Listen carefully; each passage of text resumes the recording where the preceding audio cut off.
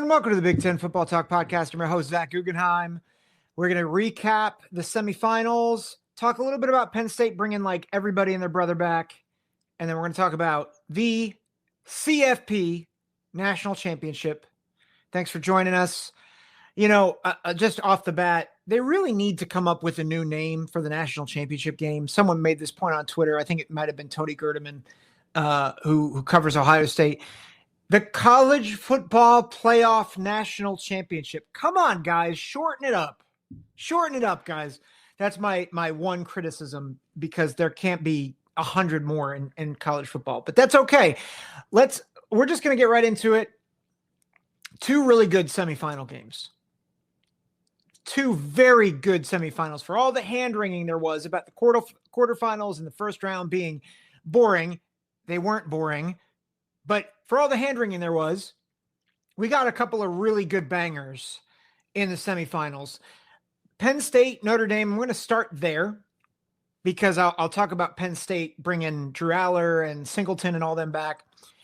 And then I'll transition to Ohio State, Texas, and then talk about the CFP National Championship game, the College Football Playoff National Championship. Notre Dame wins 27-24. And the thing that jumps out at me in this game was Penn State was able to run pretty consistently in the first half of this ball game. And I thought Notre Dame did a phenomenal job adjusting and taking some of that away in the second half. It really, I think in some ways it felt like Penn State dominated the first half and they were only up 10-3, which I think is a trademark of this Notre Dame team. Josh Pate had mentioned it, and I think it's a really good statistic.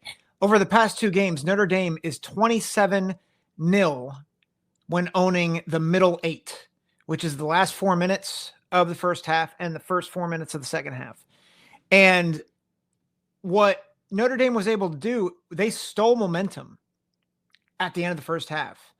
They were able to get a field goal. I thought the fact that Angeli, their backup, they trusted him to go down the field and to get a field goal when Riley Leonard was hurt, I thought was huge. And again, I think it showed the coaching acumen of a guy like Marcus Freeman, who says, I'm going to trust my guys.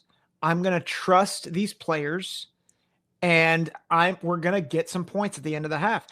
If they don't get those 3 points, I am curious if Notre Dame's able to really come back in this game, because I think that gave them the shining hope at the end of the first half that you needed to say, hey, we can stay in this game, because everything was going Penn State's way.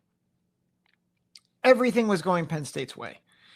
The only thing that wasn't going Penn State's way, honestly, was the fact that they could not capitalize on their ability to move the football, which is staggering to me, because they owned a lot in the first half. And I think it was just surprising that they were only up 10-0 with only, a few minutes to go, or a few seconds to go. But, you look at the statistics of this game. If you told me beforehand that Notre Dame was going to throw 2 interceptions and they were going to average 2.8 yards per carry, they're going to lose this game. They're going to lose it by double digits. And then conversely, if you're going to tell me that Penn State was going to run for 204 yards on 4.9 yards per carry, they're going to win the game. They're going to win by double digits. And somehow, some way, Notre Dame lost the turnover battle. They lost the rushing battle, and yet they won the football game, which leads to a lot of questions. Like, how does Penn State lose this game? And I think the easy scapegoat is James Franklin. Like, of course, James Franklin loses this game. But I think we've talked about all year the struggle for Penn State to throw the ball vertically, and that they don't have the receivers. And there's some commentary coming on that in a minute, because of all the players that are coming back for a national championship run, The receivers are not part of that equation. Trey Wallace going to the transfer portal, Amari Evans going to the transfer portal. Not a single receiver for Penn State caught a ball in this game. And that's just staggering. Drew Aller, 12 of 23, 135 yards and a pick. 75 yards of those went to Tyler Warren because, of course, they did. Half of the receptions in this game went to Tyler Warren, which, of course, they did. And so I feel like it starts and ends there for Penn State in terms of why did this not work? And it's because they did not have the ability to extend the field vertically. They did not have receivers that threatened, quite honestly, maybe the most underrated secondary in the country. They're not underrated anymore. They're very well-known commodities now. But they had nobody to threaten other than Tyler Warren. And so even on that, third down play at the end of the game, before the drive before Aller threw his game-sealing interception, they were able to triple team Tyler Warren. They just knew, okay, we know where you're going to go, and we're just going to take him away, and nobody else could get open. And then when they went to Amari Evans on the pick, he ran a terrible route, and it was easy for Christian Gray to come up with a pick. He could read it. He was able to cut off the route, got the pick. Now, that's part of the problem. The other problem is Drew Aller in these playoffs has really not played well. If I'm just being honest, if you look at the game log, if you look at what he's accomplished over these past several weeks, SMU, 13 of 22 for 127 yards. Boise State, 13 of 25, 171 yards. And then against Notre Dame, 12 of 23, 135 yards. So he has not crossed the 200-yard mark in any game in the playoffs. He has not crossed 60% completion percentage. And even if you're going to use him as a runner, he has not had more than 17 yards and 2.8 yards per carry. So I've been saying all year long that I thought Drew Aller had made a lot of positive steps forward, but he has not made enough progress. Now, I don't think it's all on him. I think the receivers are a big part of that. But if you were to tell me going into the playoffs that your quarterback is going to, not even average 150 yards passing per game and was never going to get beyond 60% completion percentage, I would tell you you're in a lot of trouble, which I think highlights the reality that Penn State, you've got to give Penn State credit for getting to the semifinals. But it's like what we've been saying, what we said since the beginning. They had the easiest path to get to the semis. They should have beat Notre Dame. And I know if there's a Notre Dame fan listening to this podcast, they're going to say, you're not giving Notre Dame any credit, which that's fair. I'm a Big Ten podcast, so maybe I'm a little biased. Deal with it. I do like Notre Dame, but I'll get to them in the national championship preview. The reality is you can't, if you're a Penn State fan, you have every right to look at the coaching staff and be like, you guys blew it. And I'm not just saying the coaching staff, but the team. Like, I think Drew Aller has not played up to his potential, and it cost him in this game. The receivers were not developed well, and it cost them in this game.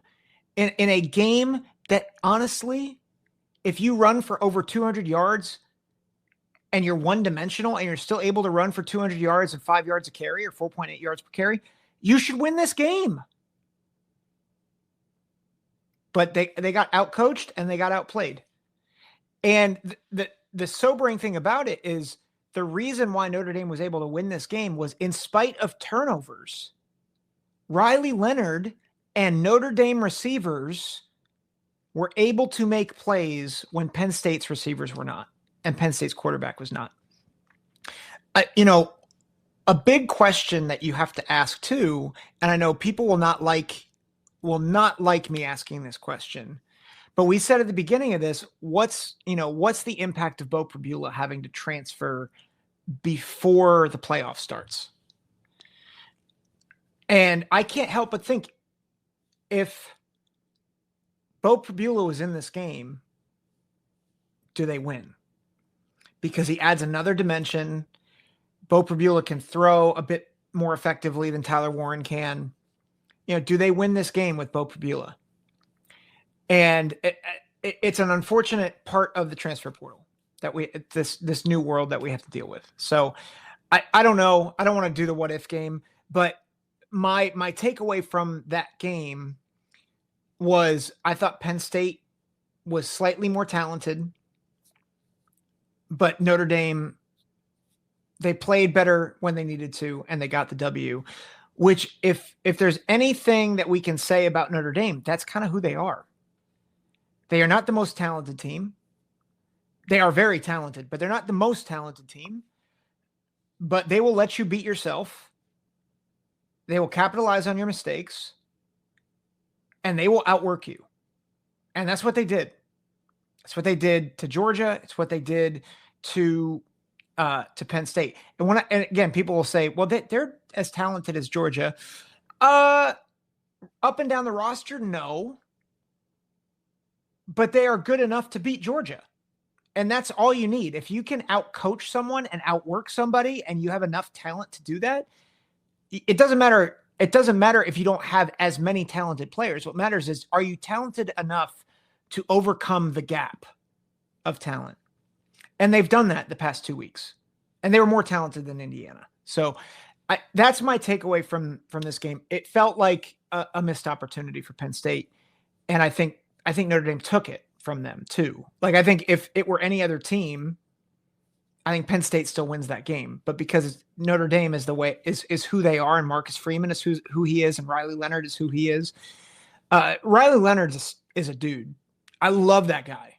That guy is just a hard-nosed football player, loves the Lord. Man, he's a really, really good football player. And he's not going to be a high draft pick at quarterback, but he is a gutsy player, and you can tell how this team rallies around him. So really, really gritty performance by this team, and they deserve to be in the national championship game. Make no mistake about it. Me saying that I thought Penn State's the better team or more talented team, that does not negate the fact that Notre Dame should not be in this championship game. They won those games, and they won them because they were the better coach team. They were the grittier team. They were the tougher team. They deserve to be in this game, which it leads to Penn State and kind of the reality that all these players are coming back. Drew Aller, Nick Singleton, Katron Allen, Dawkins is coming back. Kobe King coming back. A lot of key players coming back for 2025. And a lot of people are saying that this is very similar to Michigan in 2023 and Ohio State in 2024, assembling a lot of talent to come back to win a championship. Of course, Ohio State hasn't done it yet. They haven't done it. So we can't, the book is still out on Ohio State. 2023 Michigan did do this. Can Penn State do the same thing? And we talked about this a little bit on the Big Ten Huddle. And my takeaway at this point is I think they could win the Big Ten. I don't think they can win a national championship. And part of the reason is you still have a wide receiver problem. So they did get Kyron Hudson from USC, and they got another receiver. I'm blanking on his name, from Troy. We'll see how that plays out. The running backs are solid, right? Like Singleton and Allen are probably going to be the best duo in college football. So that matters. They got an anchor on their offensive line in Dawkins. That matters. Denai Dennis Sutton coming back. Zane Durant coming back. Big pieces. Here in my mind, though, is the difference between what Penn State is doing versus what Ohio State and Michigan has done.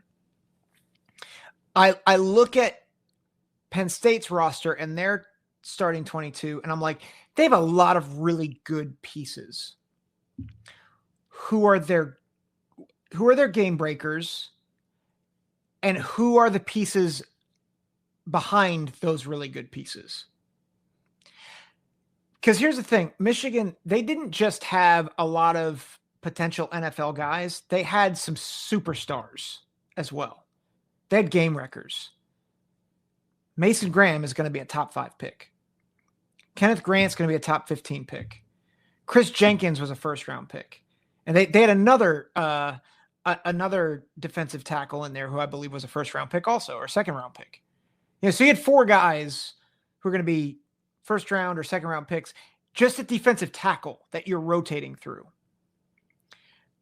You had edge rushers who are going to be NFL-level guys. You had Will Johnson. You had Keon Sabb. You had a bunch like 3 different safeties. Rod Moore, who was hurt this year, NFL-level safety. You had linebackers who were NFL-level talent. You go to offense, you had a first-round quarterback. You had NFL wide receivers on both sides. Roman Wilson was underrated. He was a second-round pick. Their offensive line went 6 or 7 deep, right? They lost Zach Zinter, and it was like, okay, let's replace him with another NFL lineman. You had Blake Corum, and you had Donovan Edwards, and you had Khalil Mullings. Like, you were 3 deep at running back. They were loaded, and they had both solid NFL level roster guys and superstars. I look at Penn State and I'm like, you could get there. Like, I think Denai Dennis Sutton is a really good player. Maybe will be a first or second round pick. Not guaranteed. But like, if he's the centerpiece of your defense, okay, great. Like, but who are the other guys that are supporting him? Right? Zane Durant, I think, could also be part of the centerpiece of that. But what about the rest of their defensive line? Can they elevate? What about the linebackers? What about the defensive backs? I think they're good, but are they going to have that level of talent? Defense is not where I'm concerned, even though they lose Abdul Carter. Where I'm really concerned is the offense. Yes, you have the running backs. But outside of Nick Singleton, who's your game breaker? Like, who is your game breaker and who's going to get them the ball? Because I think Kyron Hudson's good. I don't think he's, more than maybe a 3rd round pick. Maybe I'm showing my ignorance. I don't know. But I don't think he's a game-breaking wide receiver. I think he's really good. And who's going to be beside him? And then you look at the offensive line. I think they'll be good. I don't know if they're going to be elite. Now, they were playing really well by the end of the year, so they might be elite. Dinkins and Reynolds are going to replace Warren. Are they going to be able to? Maybe. And then Drew Aller, can he elevate? I don't know. I really don't know, because what I thought he was able to do, I thought he regressed a bit during the playoffs. And I'm just not sure that this team is built to make a long playoff run where you might have to beat 3 or 4 top 8 teams in the country in succession. And the reality is that the reason why they got to the semifinals more than anything is they had a favorable path. Now, that's not to take anything away from Penn State, but there is no guarantee they will get that pathway again in the playoffs.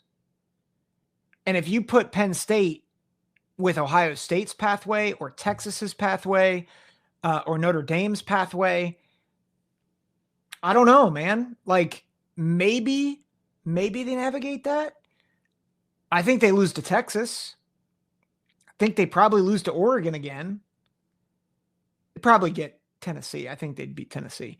But I'm not sure if they get past the quarters. And that gives me concern for Penn State is what Michigan and Ohio State did was they stacked talent over and over again, and then they added a few cherries on top. And listen, like getting Kyron Hudson is great. He's not Jeremiah Smith. He's not a Caleb Downs level player.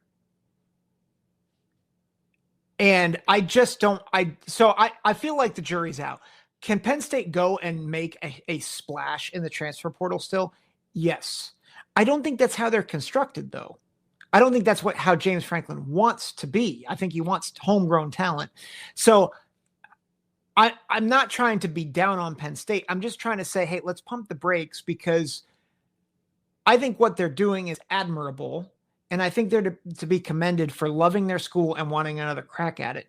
And maybe they do elevate. And maybe Drew Aller does play like the first-round quarterback that I think he can be. But I still am concerned that at some point, other teams with I think, more talent will elevate. And that's going to be tough come playoff time for them. So I think they can win the Big Ten. I think they might be the favorite in the Big Ten. But as we saw, even with Ohio State in this playoff run, just because you win the Big Ten doesn't mean you're going to be the best team in the tournament. So that's my concern for Penn State. I think they have a lot of good players, and I think they could make a run. I just don't think they can win a title right now as they're constructed. That's how I think. Let me move to Ohio State, Texas, and the recap of that game, and then we'll talk about national championship game. I thought Ohio State did something very significant, which was they played a bad game against Texas. They played a C-plus caliber game. Self-inflicted wounds, penalties, personal fouls, turnover. Will Howard threw an interception. Play calling at times was iffy. And they still won.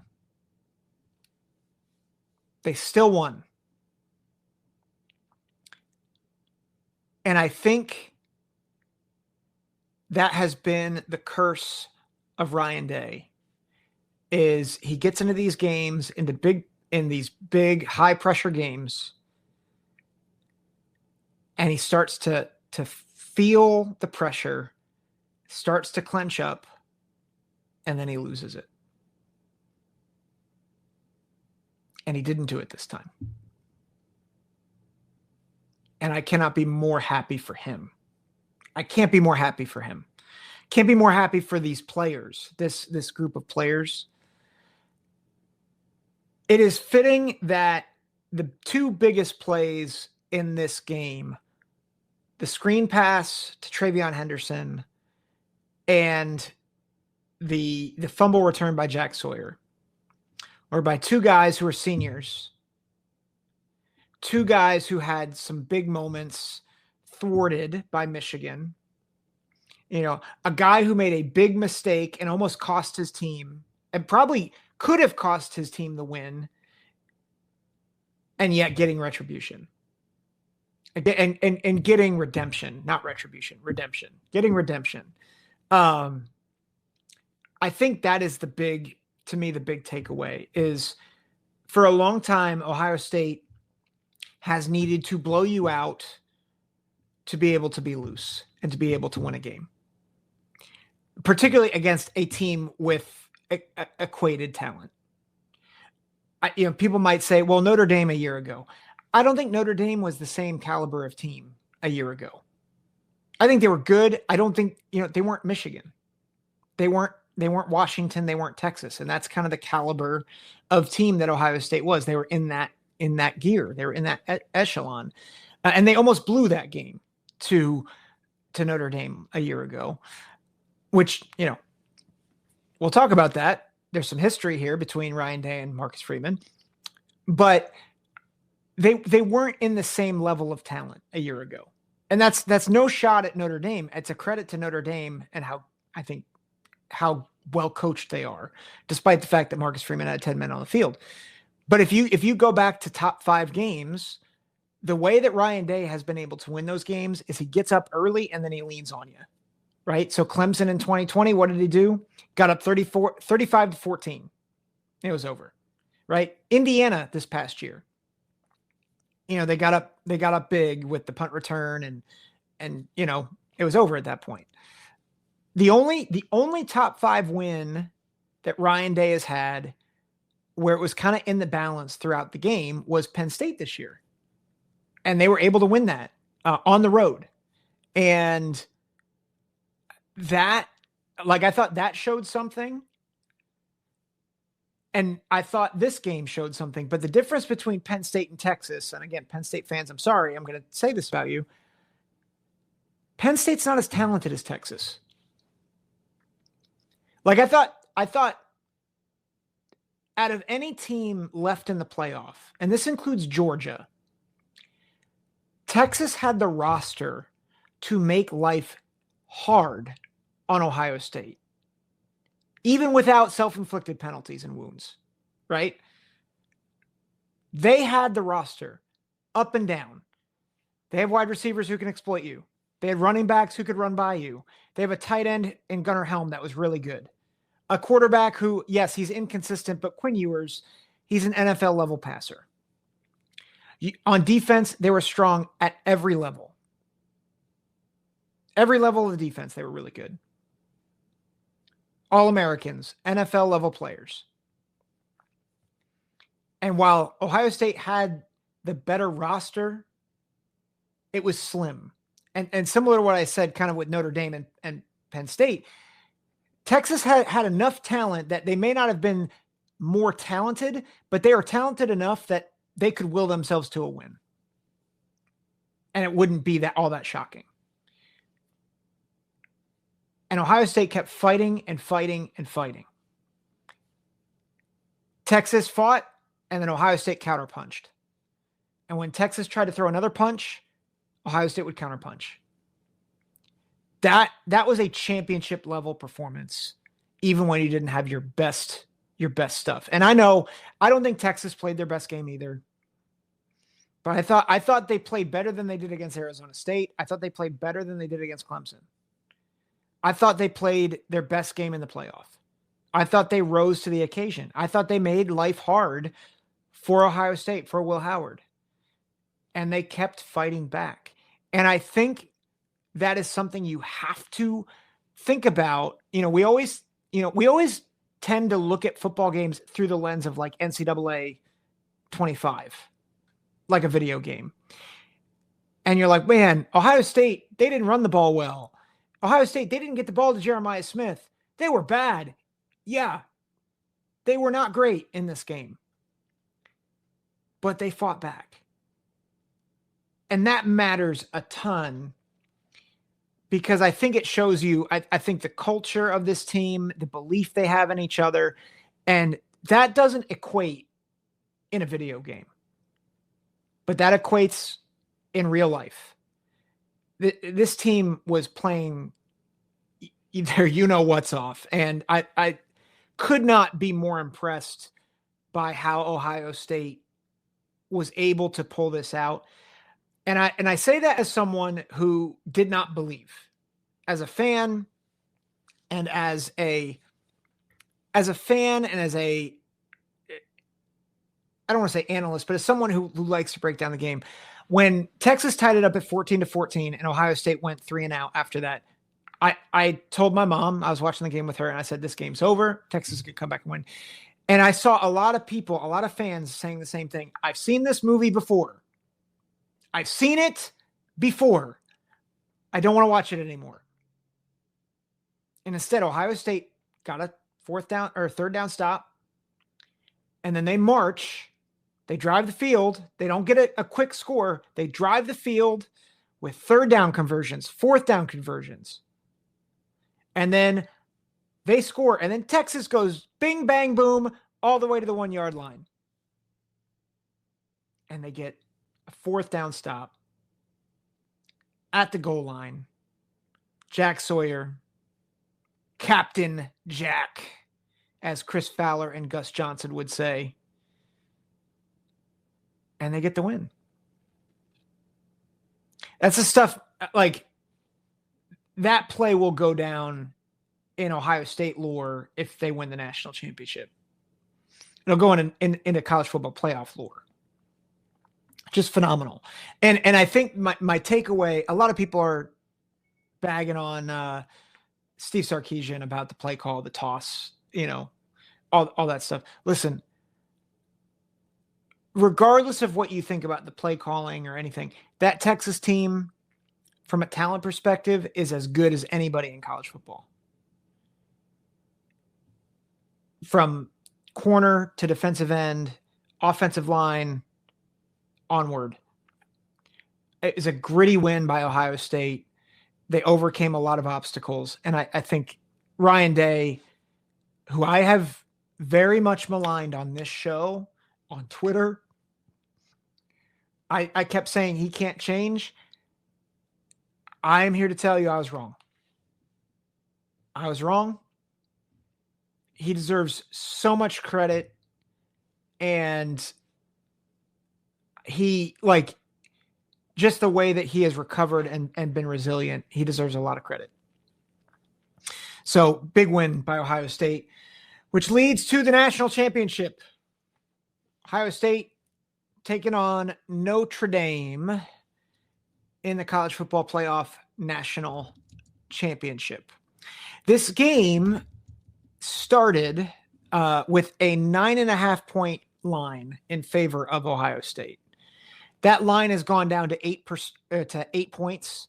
The over-under has gone down from 46.5 to 45. This is a tenuous position for me. I listen to Josh Pate on occasion, and he and I are in a similar predicament. Not that we have similar followings, but we're in a similar predicament. He has picked against Notre Dame in every playoff game. I can do him two better. Every time I've picked Notre Dame on this show this year, this playoff season, or football season, sorry, not playoff season, football season, I have picked against Notre Dame. I picked him to lose against Penn State, against Georgia, against Indiana, against USC, and needless to say, I even picked against Notre Dame when they played Purdue. I wish I could go back in the time machine and reverse that one. I am 0-5 when picking against Notre Dame. So I don't exactly feel great about picking against Notre Dame here, especially because I want Ohio State to win. But I don't particularly like this because I have been wrong 100% of the time when picking Notre Dame on this show. So what am I going to do here?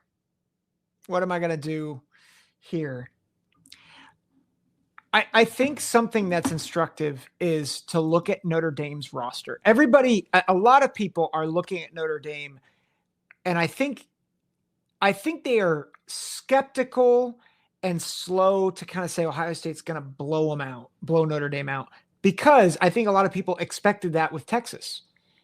Ohio State didn't play their best game against Texas, and they almost lost. I mean, they really did almost lose, although I think Ohio State lost more. I think it could have lost more because of self-inflicted things rather than because Texas was the better team. And again, that's not taking anything away I guess, from Texas. I think if Ohio State got up 14-0, it was going to be really hard for Texas. And they kept themselves from doing that in 3 or 4 drives straight with penalties. So I think people are slow to give Ohio State the benefit of the doubt. And I also think they see what Notre Dame has done, and they're like, similar to me, I don't want to pick against Notre Dame. Which, if we're just honest with ourselves, that's not great analysis. It's just saying, well, I think I might have been wrong about this.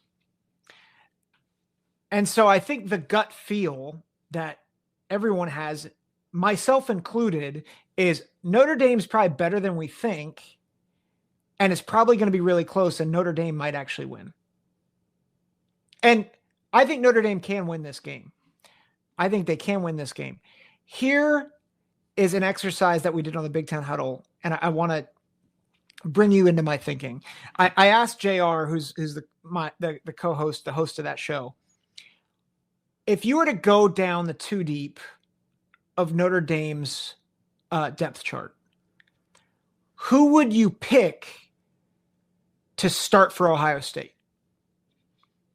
Now, this is not including their injured players, because if Benjamin Morrison was playing, he would probably start. If Riley Mills was playing, he would probably start. So that's, something to think about. Carson Hobbs might start over Josh Fryer if he was playing. Not Carson Hobbs. Who am I thinking of? Who's the tackle? Anthony Knapp. Anthony Knapp. That's who I'm thinking of. He is hurt for the championship game. So like, who would you pick to start? And I think there are some, like, I think people might say, oh, nobody. I think Rocco Spindler would give Ohio State's guards a run for their money. I do. I think Mitchell Evans, I would probably play him. Jeremiah Love at running back, I would probably put him in the running back rotation. If not, for him to be the overall starter when healthy. That's a key thing. When he's healthy, he hasn't been fully healthy. I think Howard Cross would probably take a spot from Ty Hamilton, but they're two different players. Jack Kaiser maybe over Sonny Styles, but that's less about athletic traits and more about knowledge and awareness. Jack Kaiser is the more instinctive linebacker, I think. So I think Jack Kaiser. Xavier Watts would probably take one of the safety spots over Lathan Ransom. And then I think an underrated guy who PFF has been really high on is Leonard Moore, who's a true freshman, one of the best corners in the country. And so if you add that up, I think I have 4 on defense, 3 on offense, maybe 3. Yeah, possibly 3 on offense. So 7 out of 22. And then I would take their kicker. And people will say, but Mitch Jeter has been bad this year. He was hurt. He is now at full health, and he is doing a great job. I'd probably pick their punter too, because Ohio State special teams are trash. They've played okay. Admittedly, they've played okay in the playoffs, but I would pick Notre Dame's special teams. So it's a little more even than you might think. That being said, when I say it's even, I think you're really trying to find pathways to victory for Notre Dame. You're really trying to find, okay, how do they, with the way their team is constructed, how do they find a way to win? I'll be honest, that has not been how I've thought about Notre Dame over the past 5 times I've picked against them. The past 5 times I've picked against Notre Dame, it's either been, well, I think, they just came off the NIU loss, so I think Purdue's going to beat them. It wasn't because I thought Purdue was better. It's because I thought, well, maybe they're down and Purdue can get them. And I thought maybe Purdue might be a little better. Shame on me. Not better than Notre Dame, but they might be able to, that they could play up to their talent. That was a joke. That was, a terrible pick by me. Against Indiana, or against USC, I thought it was more going to be an upset that they were traveling to USC. They hadn't faced a passing attack. But that, I thought Notre Dame was probably a little bit better than USC. It was going to be an upset. When I picked against them with Indiana, I think I had Indiana colored glasses on, and I knew that Notre Dame was the better team. But I was like, I think Indiana has some juice coming into this one. And against Georgia, I was concerned about injuries. Against Penn State, I was concerned about injuries and the fact that they only had 7 days of rest. But I didn't think the margins. I thought the margins between teams were pretty small. I don't think that's the case in this game. which is why, and I think you're seeing this with every writer who's trying to figure out this game. You're trying to figure out, okay, Notre Dame's gritty, and they do have talent, and Riley Leonard's a gamer, and they're tough, and they are going to force you to make mistakes. But here is the thing that's true about this game. Notre Dame has to have everything go right. And they need Ohio State to make a lot of mistakes. My co-host JR at the Big Ten Huddle, he said a couple things that I thought were good. Notre Dame has to win special teams. Notre Dame has to win the rushing battle. Ohio State needs to they need to commit at least 6 penalties, and they need to turn the ball over at least twice. Like, those things have to happen for Notre Dame to have a shot. They've got to win those. And even then, I don't think that's enough on its own. Notre Dame's matchups in this game are not very favorable. And I think the problem, people keep saying, well, just do what Michigan did. Howard Cross and Gabriel Rubio are not Mason Graham and Kenneth Grant. Right. Tuya Alamaka and RJ Oben and Josh Burnham, they're fine players. They're not Josiah Stewart coming off the edge. They're not. And the receiver, they face a better core of receivers. Now, I think the receivers are craftier and better than people give them credit for. They're just not used as much in the passing game. But Faison and Greathouse, we saw Greathouse make a really good play against Penn State. But they don't have the talent, particularly up front, especially with their injuries, where it makes me think, I don't think they can do what Michigan did to them. And so here's my key to the game. And this is very simple. And it's one that people aren't talking about because everybody's enamored with man coverage and, will they be able to keep Jeremiah Smith at bay and Emeka Egbuka and Carnell Tate and all that? And will they be able to keep that passing game under wraps? Here's my simple breakdown. Can Ohio State run at will on this team? It's not even can Notre Dame run on this defense, which I'm not sure they can. I'm not sure they can consistently. But even if they can, I don't think that matters. I think what matters is, can Ohio State run at will against this Notre Dame front? Because if they can, it's over. Because if they can run the ball, then they can go play action. And these backs for Ohio State, if they're able to get loose over and over and over again and again and wear down the defense,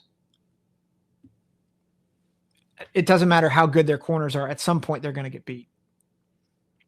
And I think this might be the one game where if I'm Chip Kelly, I'm saying, I don't want to start with the pass game. I want to test the run. I want to see what I can get on the ground. I want to go 5, 6, 8 yards a carry for the first few drives and see if I can get up 14-0 that way. Because I think if you can do that and tire out this defense, you can roll early and never look back. Now, if they run and they turn the ball over, or if Will Howard throws an early pick and Notre Dame can kind of control the game and never have the field tilted against them in a sense, then I do think that Notre Dame stands a really good shot of winning this game because Marcus Freeman is the best coach left in this thing. That's been the case since, I think, the semifinals. And I say that. I love Ryan Day. I think Marcus Freeman has developed into a fine coach. And again, Riley Leonard and that team, They're gamers, and if they smell blood in the water, they will go after it. But even then, that may not be enough. If Ohio State gets up 2 scores, it's over. I don't think it'll happen immediately. I have too much respect for this defense. I do think this defense is better than people giving it credit for. I think it'll take some feeling out for Ohio State. But I think what's going to happen is around the third quarter, Ohio State will blow it open.